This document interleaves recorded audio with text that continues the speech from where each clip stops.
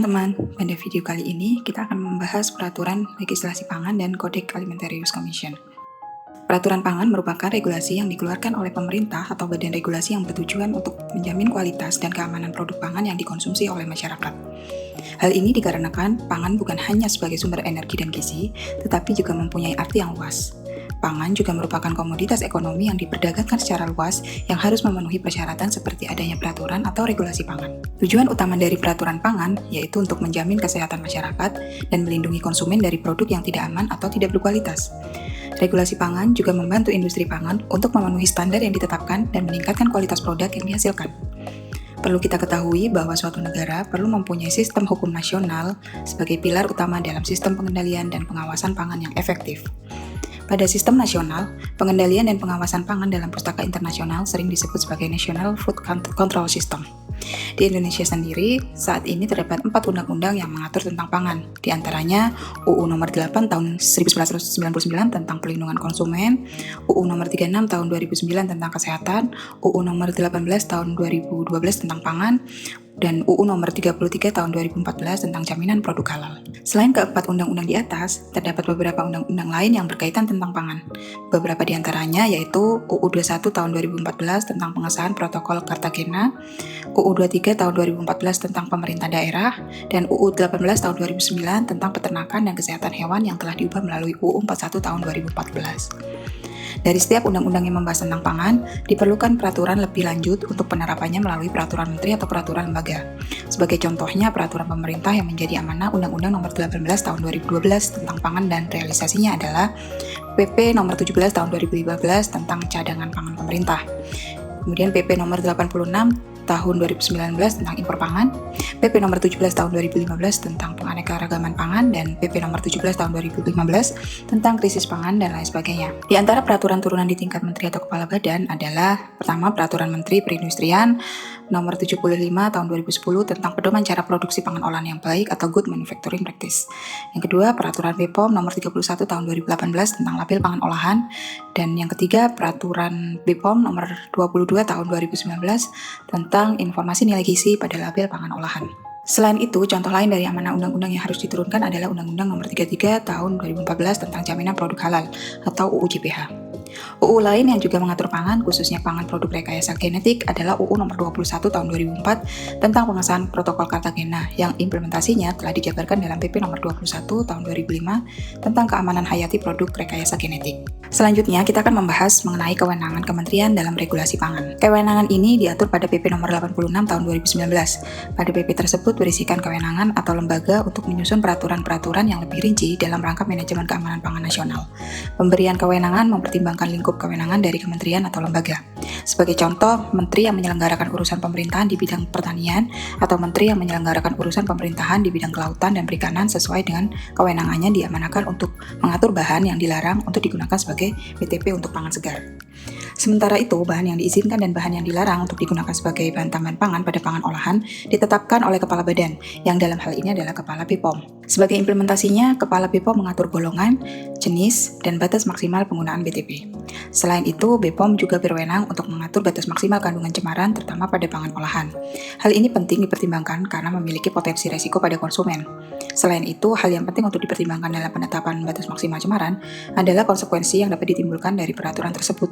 Sebagai contoh, cemaran mikotoksin pada hasil panen kacang dan jagung.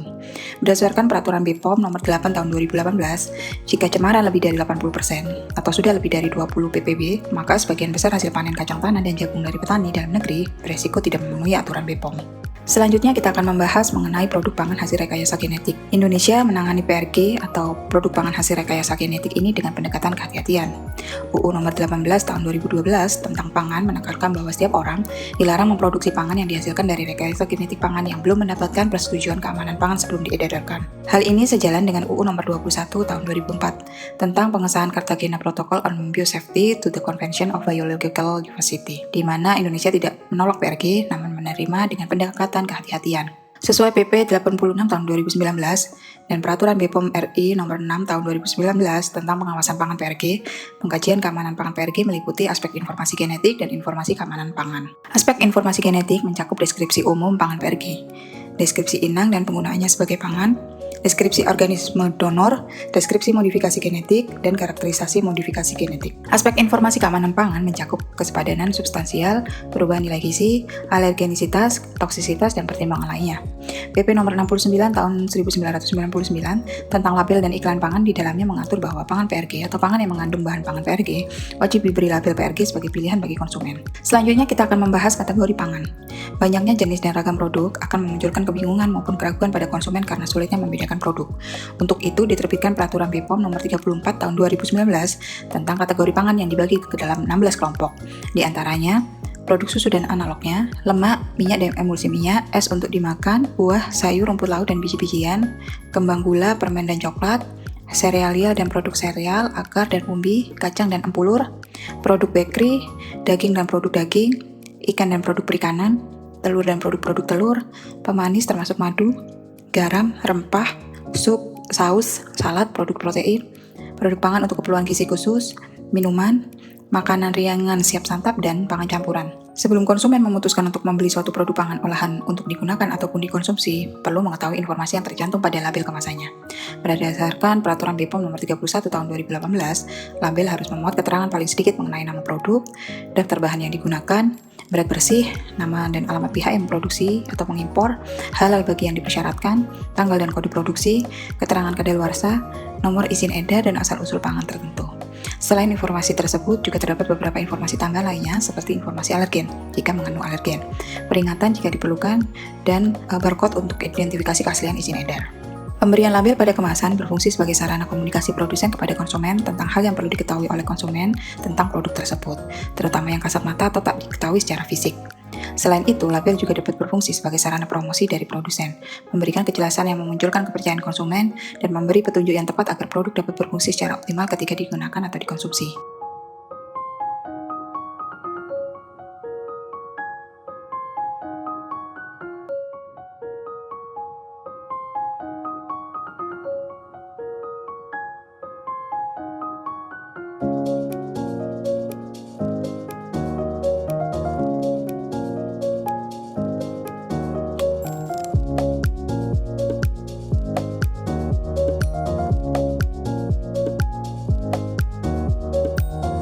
Untuk kepentingan menarik perhatian dan pilihan konsumen, maka produsen mengkomunikasikan karakteristik produknya melalui tulisan atau gambar pada label kemasan.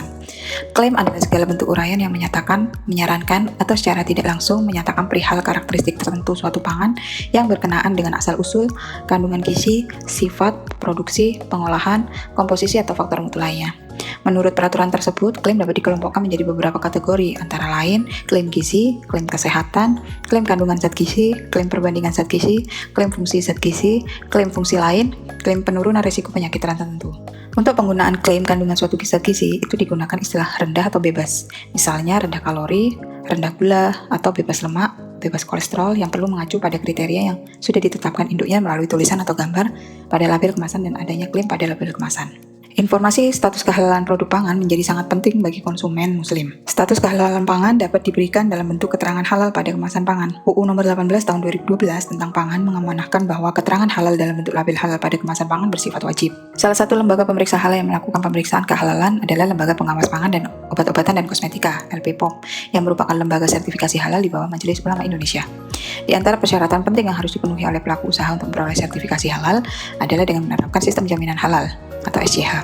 SJH yang berlaku saat ini adalah Halal Assurance System HAS 23000. HAS 23000 mencakup 11 kriteria yang harus dipenuhi, yaitu yang pertama, kebijakan halal, kedua, tim manajemen halal, ketiga, pendidikan dan pelatihan, keempat, bahan, kelima, produk, keenam, fasilitas produksi, ketujuh, prosedur aktivitas kritis, kedelapan, ketertelusuran, kesembilan, penanganan produk yang tidak memenuhi kriteria, ke-10, internal audit, dan ke-11, kajian ulang manajemen. Namun demikian, dengan terbitnya PP nomor 31 tahun 2019 tentang peraturan pelaksanaan Undang-Undang nomor 33 tahun 2014 tentang jaminan produk halal dan peraturan Menteri Agama nomor 26 tahun 2019 tentang penyelenggaraan jaminan produk halal, semua pangan wajib disertifikasi halal sejak Oktober 2019 dengan masa penyesuaian selama 5 tahun hingga 2024 saat ini.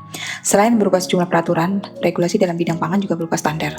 Manfaat dari ketersediaan suatu standar adalah memberikan acuan yang sama dan transparan bagi semua pihak, baik produsen, konsumen, maupun pengawas ketika terlibat dalam kegiatan perdagangan atau komersial.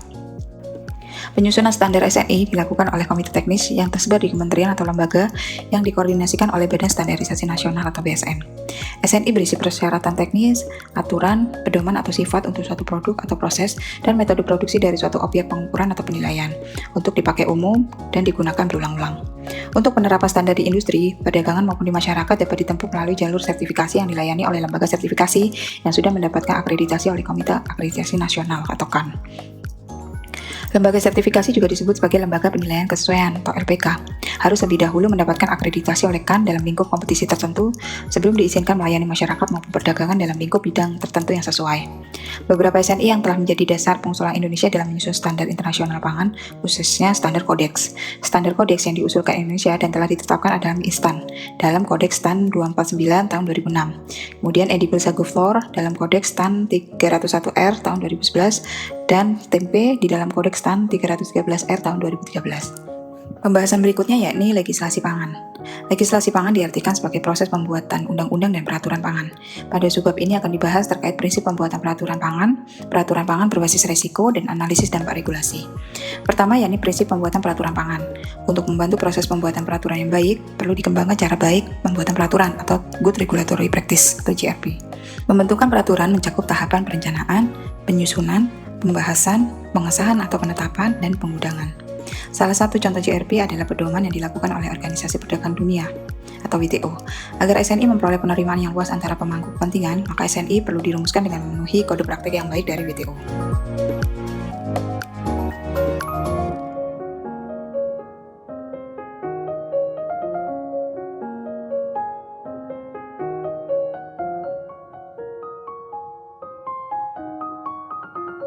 Kedua yakni peraturan pangan berbasis resiko.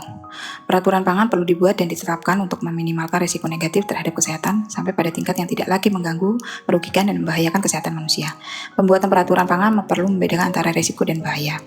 Risiko adalah kemungkinan terjadinya kondisi yang mengganggu, merugikan, dan membahayakan kesehatan manusia. Sementara itu, bahaya adalah bahan biologi, kimia, atau fisik dalam pangan yang berpotensi menyebabkan gangguan kesehatan. Salah satu pendekatan sistematis berbasis ilmu pengetahuan untuk pengelolaan risiko ini adalah analisis risiko. Analisis risiko dapat digunakan untuk memperkirakan risiko konsumsi pangan terhadap kesehatan. Kodeks merekomendasikan supaya pendekatan ini dapat dipakai sebagai pendekatan berbasis ilmiah dalam pengembangan peraturan pangan. Pendekatan analisis risiko ini punya kerangka yang terdiri atas 3 komponen, yaitu kajian risiko, manajemen risiko, dan komunikasi risiko. Selanjutnya yakni analisis dampak regulasi. Untuk menghasilkan peraturan terbaik, maka dapat digunakan pendekatan analisis dampak regulasi atau Regulatory Impact Analysis. Dengan demikian, pendekatan ADR dapat digunakan sebagai salah satu alat untuk meningkatkan kualitas kebijakan pemerintah.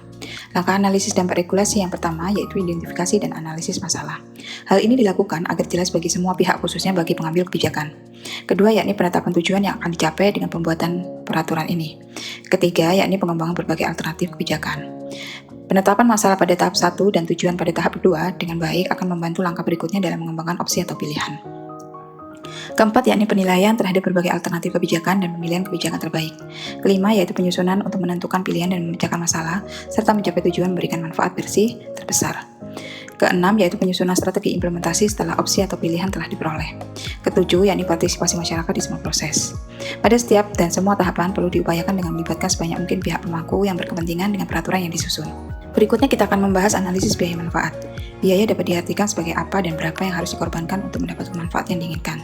Tahapan analisis manfaat dapat dilakukan sebagai berikut. Yang pertama, mengidentifikasi manfaat. Kedua, menetapkan siapa yang mendapat manfaat.